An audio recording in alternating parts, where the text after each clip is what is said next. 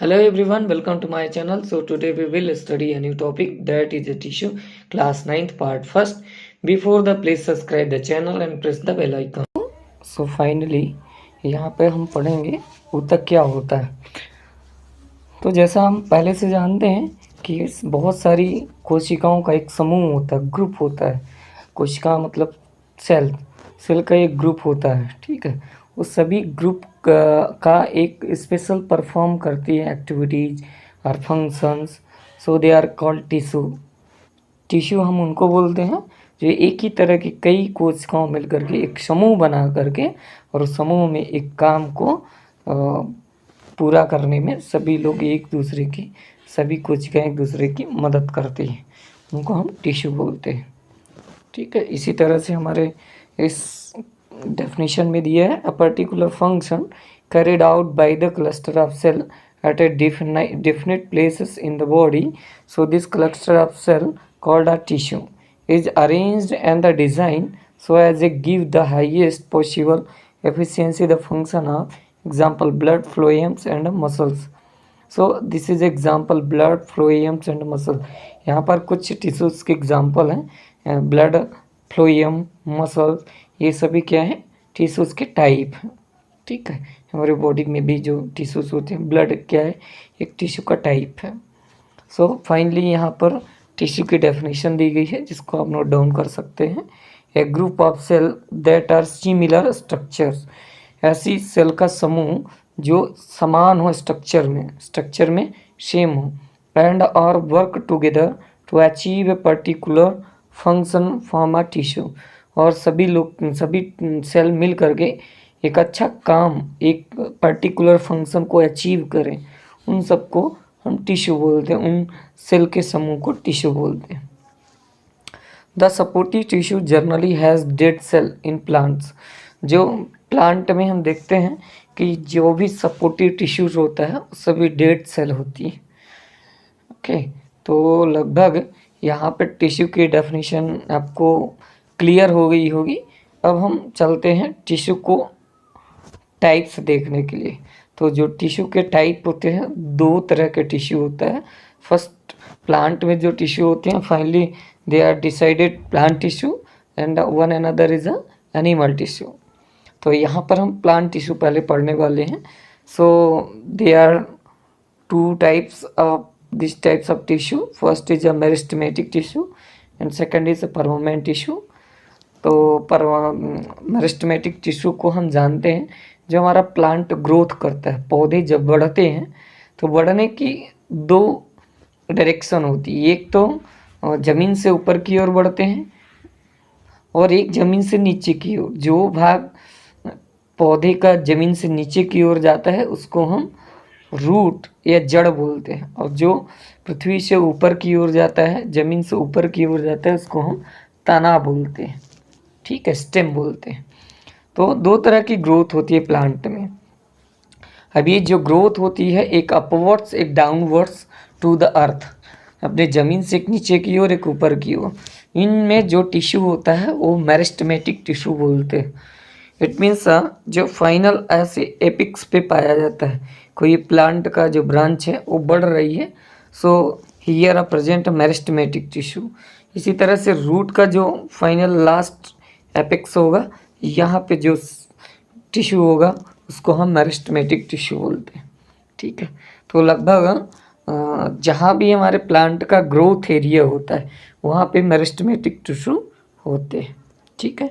Meristematic tissue को हम दो पार्ट्स में पढ़ेंगे, दो नहीं, तीन इनके टाइप्स होते हैं, तो इनको हम पढ़ने वाले हैं।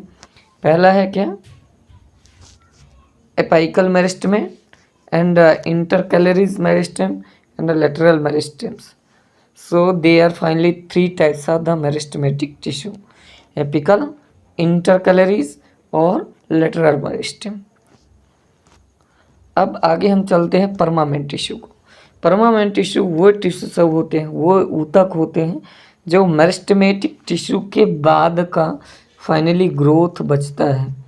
जैसे प्लांट एक छोटा था, छोटे से कभी बड़ा हो जाएगा कुछ दिनों बाद, और जब ये बड़ा हो जाएगा तो जो टॉप का एरिया होगा और डाउन रूट का एरिया होगा। इन दो एरिया पे ग्रोथ तो कंटिन्यू रहेगी, बट ये जो स्टेम का ये पार्ट्स है ये ग्रो करेगा। और यहाँ पे बहुत सारी डेड सेल होती हैं और बहुत सारी वर्किंग सेल भी होती है, ठीक है। तो इनको हम बोलते हैं permanent tissue. Permanent tissue they are also two types, simple permanent tissue and complex permanent tissue. Okay, simple permanent, they are also divided in three more types: parenchyma, collenchyma and sclerenchyma। और complex permanent tissue को finally two types होते हैं, xylem and phloem. अब आगे की slide में हम one by one करके सभी टिश्यूज़ के टाइप को पढ़ेंगे। तो यहाँ पर हमने डेफिनेशन दे दी है मेरिस्टेमेटिक टिश्यू को। आई होप यू अंडरस्टूड और आपको समझ में आया भी होगा। मेरिस्टेमेटिक टिश्यूज़ की यहाँ डेफिनेशन हमने दे दी। It is a very active, they have dense cytoplasm, thin cellulose wall and the prominent nuclei, they lack vacuoles. इसमें वैक्यूल्स का अभाव होता है, बहुत कम पाए जाते हैं वैक्यूल्स। और meristematic there are decided through the presentation, ये जहाँ जहाँ प्रेजेंट होते हैं उस बेस पे इनके टाइप दिखाए गए। एपिकल टिश्यू जहाँ ये टॉप पे है, एपेक्स पे। इंटरसेलर इट मीन्स जो ये वर्टिकली पोजीशन ग्रो कर रहा है, node to node, node to node जो ग्रो करता है वो इंटरकैलरीज मेरिस्टेम के द्वारा ही करता है, ठीक है। और जो लेटरल, लेटरल मतलब गर्थ जो होती है, गर्थ, प्लांट की गर्थ मीन्स विड्थ, जो चौड़ाई होती है, यहाँ पे जो ग्रोथ होती है ये लेटरल मेरिस्टेम के थ्रू होती है। तो इन सब की डेफिनेशन भी यहाँ पे दी है, आप इनको नोट डाउन करके आप नोट्स बना सकते हो। Apical meristem is present as a growing tips on the stem and root and increasing the length of the stem and the root. Intercellular meristems, it's seen as some plants is located near the node, is something node के बीच में होते हैं। Lateral meristem, the girth of the stem or root increasing due to lateral meristem। So जो ये width चौड़ी होती है ये कैम्बियम भी बनाते हैं। कैम्बियम क्या होती है, जब हम प्लांट को काटते हैं, पौधे को काट देते हैं किसी भी पेड़ को, तो उसमें बहुत सारी रिंग आपको देखने को मिलती है, ऐसे ऐसे करके। ये जो रिंग्स देखने को मिलती है इनको हम कैम्बियम बोलते हैं। इस कैम्बियम को हम काउंट करके प्लांट की एज भी फाइंड कर सकते हैं, ठीक है। तो जो लेटरल डिवीज़न होता है, लेटरल ग्रोइंग होती है, विड्थ बढ़ती है पौधों की, तो ये क्या होती है, लेटरल मेरिस्टेम के द्वारा ही होती है। चलिए आगे की स्लाइड में हम देखते हैं और थोड़ा सा डीप पे चलते हैं। एपिडर्मिस, तो आपको एपिडर्मिस फाइनली देखने को मिलेगा। जो हमारा स्टेम होता है, स्टेम का बाहरी आउटर एरिया का जो लेयर होती है उसको हम बोलते हैं एपिडर्मिस। एपिडर्मिस थ्री टाइप्स है, first is epidermis, second is hypodermis and the last is endodermis. यहाँ पे हमने दिखाया भी है एपिडर्मिस, हाइपोडर्मिस एंड एंडोडर्मिस। तो हम यहाँ पे एक ही पढ़ेंगे, एपिडर्मिस। हमने एपिडर्मिस की यहाँ बहुत सारी क्वालिटीज़ भी बता दी, प्रॉपर्टीज़ भी। So the outer most layer of the cell called epidermis, the epidermis is usually made by the single layer of the cell. The epidermis may be thicker since the production against water loss in critical. बहुत सारी जगह पे ऐसा होता है, जैसे रेगिस्तान या मरुस्थलीय एरिया पे आप देखते हो कि प्लांट से बहुत सारे वाटर लूज होते हैं through the water vapour in evaporation के द्वारा। तो वहाँ पे ये एपिडर्मिस सिक्योर करती है, प्रोटेक्शन करती है वाटर को लूज होने थे, ठीक है। और प्लांट जो है वाटर की पूरी सप्लाई को कवर करता है और वाटर की कमी नहीं होती है। So then again it is a protect all the parts of the plant. और ये एक बार्क एरिया बनाता है हमारा स्टेम के चारों तरफ, और ये प्रोटेक्शन करता है किसी भी तरह से, जैसे फिजिकली कोई मार रहा है या कि कटिंग कर रहा है या बार्क में चोट आ गई तो थोड़ी सी सुरक्षित करता है, प्लांट हमारा जल्दी ड्राई नहीं होगा। The aerial parts of the plant plant often secreted wax water resistance layer on the outer of the surface। Epidermis के द्वारा कुछ वैक्स भी सिक्रेट किए जाते हैं, सिक्रेशन किया जाता है वैक्स का, ठीक है। उन वैक्स में आप देखते हो कि रेजिन भी होता है, गोंद भी होता है, ठीक है, और बहुत सारे ऐसे मिल्क्स भी निकलते हैं, बहुत सारे प्लांट से ऑयल भी निकलता है। तो ये सब सिक्रेशन कौन करता है? एपिडर्मिस करती है। Epidermis provide the protection against loss of waters, mechanical injuries and invention parasitic fungi. और बहुत सारे फंगी होती हैं, पैरासाइट होते हैं, वायरस होते हैं, इनसे भी एपिडर्मिस हमारा प्रोटेक्शन करते हैं हमारे प्लांट का, ठीक है। अब आगे हम चलते हैं फंक्शन ऑफ एपिडर्मिस।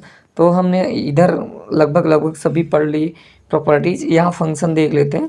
तो ये क्या करता है? Water evaporation long route here like a parts that greatly increase the total absorption surface area. तो एपिडर्मिस जो रूट एरिया की अगर बात करें तो यहाँ पे रूट हेयर होते हैं, ये रूट हेयर के आउटर पे भी एपिडर्मिस होती है। तो फाइनली ये क्या करती है? ये वाटर का एब्जॉर्प्शन करता है रूट, ठीक है। जो हमारा रूट हेयर है वो वाटर का एब्जॉर्प्शन करता है, वाटर एब्जॉर्प्शन एरिया को इंक्रीज करता है, ठीक है। Then desert plant epidermis has a thick waxy coating of the cutin waterproof qualities. जब हमने बात की थी डेजर्ट प्लेसेस में जो प्लांट होते हैं वहाँ पे कुछ वैक्स निकालती है हमारे एपिडर्मिस। ये एपिडर्मिस वैक्स निकालने के बाद क्या करता है कि हमारे प्लांट का जो वाटर इवेपोरेट होने वाला था वो सिक्योर कर लेता है, उसको बचा लेता है। और ये जो वैक्सी कोटिंग होती है ये क्यूटिन की बनी होती है, ये वाटरप्रूफ क्वालिटीज़ होती है, ठीक है। यहाँ पे आपको बहुत सारी चीज़ें हमने फिगर्स में भी दिखाई है, आप देख सकते हैं। एपिडर्मिस हमने बताया है, फिर इसके बाद पेरीसाइकिल बता दिए। पेरीसाइकिल ये जो ग्रीन कलर का है ये पेरीसाइकिल हो गया, सॉरी रेड कलर वाला, ग्रीन कलर वाला पूरा एपिडर्मिस हो गया। फिर इसके बाद फ्लोएम बता दिया है, फिर पेरीसाइकिल के बाद फ्लोएम आता है, फ्लोएम के बाद कैम्बियम आता है, जो हमारी लेयर होती है। जब हम वर्टिकली किसी भी स्टेम को काट देते हैं तो वहाँ पे रिंग छल्ले टाइप की दिखती है ऐसे करके, तो ये कैम्बियम होती है, ये वाइट कलर की दिख रही है। इसके बाद जाइलम आता है, जाइलम ये बंडल टाइप का बने हुए हैं। इसके बाद पिथ आता है, ये सेंटर पार्ट्स का, ठीक है, जो स्टेम बनाता है। इसी तरह से यहाँ पे आपको मिलेगा बहुत सारी चीज़ें, सेक्शन कटिंग करके दिखाया उसी का थोड़ा और फाइन करके दिखाया गया है न्यूरम लीफ का, ठीक है। तो यहाँ पे क्यूटिकल अपर एपिडर्मिस और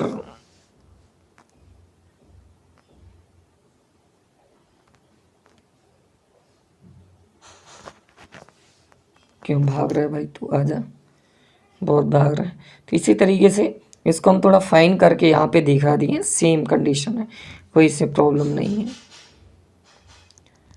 ओके। फिर आगे आता है स्टोमेटा। स्टोमेटा ऑलरेडी आप पढ़े हैं, फिर भी यहाँ थोड़ा सा हम पढ़ लेते हैं। स्टोमेटा जो हमारी एपिडर्मिस होती है यहीं पे स्टोमेटा मिलता है, जैसे हमने फिगर में दिखा के रखा है, ठीक है। ये वैक्स क्यूटिकल होती है, इस पूरी एपिडर्मिस है, और एपिडर्मिस के अंदर आप जब भी प्लांट सेक्शन का स्टडी करते हो तो ऐसे लाइक बना रहता है स्टोमेटा, ठीक है। यहाँ से गैसेस एक्सचेंजेस होते हैं और वाटर का भी एक्सचेंज होता है, वाटर वेपर बन के बाहर निकलते हैं, ठीक है। तो स्टोमेटा के यहाँ हमने डेफिनेशन दे दी है, so you also note it the stomata. The small pores here and there is epidermis of the leaf. These pores are called stomata. Stomata are enclosed by two kidney shaped called cell guards. They are necessary to for the exchanging gas with the atmosphere. जैसा कि exchange होता रहता है gas, तो ये आप पहले भी क्लास में पढ़ चुके हो। परमानेंट टिश्यूज क्या होते हैं? परमानेंट टिश्यूज यही एपिडर्मिस आगे चल के परमानेंट टिश्यूज का फॉर्मेशन करती है। The cell found by the meristematic tissues, they take up specific roles and lose the ability of divided a result, they form a permanent tissues. Permanent tissue हमने पहले जब classification पढ़ा था उसमें देखा था कि परमानेंट टिश्यू एक स्पेशल टाइप का टिश्यू होता है और यह किससे बनता है? जब हम मेरिस्टेमेटिक टिश्यू धीरे धीरे करके आगे बढ़ जाते हैं और मेरिस्टेमेटिक का डेवलपमेंट हो जाता है, इसके बाद धीरे धीरे परमानेंट टिश्यूज बनने लगते हैं। It means a lateral of the meristematic tissue. जब मेरिस्टेमेटिक टिश्यू का लास्ट होता है तब परमानेंट टिश्यू का स्टार्टिंग होता है। ठीक है, तो इसमें परमानेंट टिश्यूज ये टाइप हम आगे पढ़ेंगे। और एक और फाइनली क्या पढ़ना है? Protective tissue. ये क्या होता है? The outer protective tissue undergoes the certain change of secondary meristem located in the cortex of the layer of cell which consist the cork cell and the cork dead and completely arranged without the intercellular space. They also have a substance called सुब्रीन। ये एक protective tissue, जैसे आप bark देखते हो, cork देखते हो stem के outer layer पे, तो ये सभी क्या होते हैं? प्रोटेक्टिव टिश्यूज होते हैं। कोई भी किसी भी तरह की टेक्निकल इसमें चोट आती है, कोई भी हार्मफुल हैमर किया जाता है या बैक्टीरिया वायरस कुछ भी फंगी आते हैं, तो ये हमारे प्लांट के स्टेम को प्रोटेक्ट करता है। आगे चलते हैं, हम पढ़ते हैं परमानेंट टिश्यूज का सिंपल टाइप्स। परमानेंट टिश्यूज में सिंपल परमानेंट टिश्यूज पढ़े थे, उसमें they are 3 types of. First is a parenchyma and रुकना, स्लाइड भाग रही है। तो ये पैरेन्काइमा होता है, दूसरा कोलेनकाइमा, तीसरा स्क्लेरेन्काइमा। पैरेन्काइमा का जो क्वालिटीज़ प्रॉपर्टीज़ होती है, इसमें क्या होता है? ये स्पेस होते हैं, इंटरसेलुलर स्पेस मिलते हैं, बहुत सारी सेल के बीच में ये स्पेस मिलता है। Parenchyma is the most common simple permanent tissues. Cell wall is thin and they are living cell. They are usually loosely arranged thus large spaces between cell. Cell के बीच में स्पेस होता है और ये लिविंग सेल होती है, usually loosely arranged, ये नॉर्मल तरीके से ढीले ढाले तरीके से अरेंज होती रहती है। कोलेनकाइमा क्या होता है? It allow a bending the various parts of the plant. Collenchyma का आपने बहुत अच्छा एग्जाम्पल देखा होगा, प्लांट में जब कभी हवा चलती है तो प्लांट की जो ब्रांचेज हैं हिलती डुलती रहती है, वो जल्दी टूटती नहीं है, ब्रेक नहीं होती। क्यों? उसका रीज़न क्या है? तो जो ये लचीलापन आता है, फ्लेक्सिबिलिटी आती है प्लांट के स्टेम में, तो ये कोलेनकाइमा की वजह से आती है। ठीक है, फ्लेक्सिबिलिटीज़। और इसके बहुत सारे पार्ट्स आप देखते हो, जैसे बम्बू में देखते हो कि इसकी जो ब्रांचेज होती है काफ़ी फ्लेक्सिबल होती है, टूटती नहीं ईजिली। और ट्रायंडल्स उसमें मिलते हैं, ट्रायंडल्स मतलब पतले पतले रेसे जैसे होते हैं, वो टूटते नहीं हैं। तो ये क्लाइंबर चढ़ने वाले प्लांट में कोलेनकाइमा ज़्यादा मजबूती के साथ होता है। और इसमें little inter cellular space between the cell, इनके सेलुलर के बीच, सेल के बीच में बहुत कम स्पेस होता है, जिससे ये बहुत ही फ्लेक्सिबल होती है। ठीक है, आई होप टू अंडरस्टूड, और मुझे आशा है सभी को समझ में आ रहा है पैरेन्काइमा, कोलेनकाइमा। और लास्ट में स्क्लेरेन्काइमा, ये क्या होता है? ये एक डेड सेल का बना हुआ आउटर पार्ट्स होता है, जैसे किसी भी प्लांट के सीड होती है। ठीक है, sclerenchyma tissue make of the plant hard is stiff ex husk of coconut. किसी भी प्लांट का फ्रूट है, फ्रूट की जो आउटर लेयर है कभी कभी बहुत ही हार्ड होती है। जैसे आपने देखा होगा कि नारियल का जो बाहर का फाइबर टाइप का होता है हस्क, वो काफ़ी सख्त होता है, काफ़ी मजबूत होता है ना, कहीं पत्थर से चोट करने में भी टूटता नहीं है। So they made by the sclerenchyma and the cell this tissue are dead. और ये टिश्यू कैसी होती है? डेड होती है। There are no intercellular space side the cell, इस सेल के बीच से कोई भी स्पेस नहीं होता है। Hard covering the seed on nuts in the provide strength on the plant parts. और इसमें देखते हो कि जो भी कवर्ड होता है ना, काफ़ी हार्ड होता है। जैसे आप बीटल नट्स भी देखते हो, उसका कवर भी काफ़ी हार्ड बना होता है, उसके अंदर बीटल नट होता है।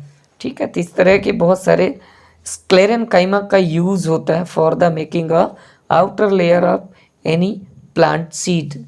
प्लांट का सीड जो बनता है उसके आउटर लेयर बने होते हैं। इनका स्ट्रक्चर भी यहाँ दिया गया है, आप इनको एक बार देख के रिवाइज कर सकते हैं। फिर इसके बाद आता है कुछ स्पेशल टाइप का हम यहाँ पे दे दिए हैं सिंपल परमानेंट टिश्यूज। क्लोरीन काइमा, ये नया वर्ड्स है क्लोरीन काइमा। हमने पढ़ा था क्या फर्स्ट पैरेनकाइमा। पैरेनकाइमा यहाँ देखा था कि बहुत सारी जगह पे पैरेनकाइमा होता है, आउटर लेयर पे होता है ग्रीन, और जब ये ग्रीन कलर का पैरेनकाइमा होता है इनको हम बोलते हैं क्लोरेनकाइमा। इट मीन्स इस पैरेनकाइमा में क्लोरोफिल होता है और ये क्लोरोफिल की वजह से हरे रंग का होता है, इस वजह से इसको हम बोलते हैं क्लोरेनकाइमा। ओके, और दूसरा क्या होता है एयरेनकाइमा। ये भी पैरेनकाइमा का ही टाइप्स है। ये कहाँ होता है जब कोई प्लांट वाटर में कोई प्लांट रहता है तो ये वाटर के ऊपर प्लांट क्या होते हैं फ्लोट होते हैं, तैरते रहते हैं। क्यों तैरते रहते हैं, क्या रीज़न है, तो जो पैरेनकाइमा में स्पेस होता है वो काफ़ी ज़्यादा स्पेस होता है, एयर होते हैं, एयर बबल्स होते हैं उन पैरेनकाइमा में, इसी वजह से ये फ्लोट होते रहते हैं। और ये इस तरह के टिश्यू जो वाटर प्लांट्स में होते हैं उनको हम बोलते हैं एयरेनकाइमा। ठीक है, तो ये लगभग समझ में आ गया होगा एयरेनकाइमा एंड क्लोरेनकाइमा। और इसके बाद आता है complex permanent tissue. So here a definition of complex permanent tissue. Permanent tissues are made by the more than one types of cell. All these cells coordinate to the perform a common function. Example xylem and phloem. ये बहुत सारी complex बहुत सारे तरह की tissue cell मिल करके एक special type का टिश्यूज बनाती है और ये परफॉर्म एक स्पेशल फंक्शन कॉमन फंक्शन को परफॉर्म करते हैं। तो हम देखते हैं कॉम्प्लेक्स परमानेंट टिश्यू के टाइप। ये है फ्लोएम, और ये नाम पहले भी आपने सुना होगा। और फ्लोएम क्या होता है यहाँ पे डेफिनेशन दी गई। Phloem is the made of the 5 types of the cell. ये 5 टाइप की सेल से मिलके बना होता है। So they are sieve cells and sieve tubes and companion cell, phloem fibres and phloem parenchyma. 5 types of the cell, यह 5 तरह की सेल दी गई है।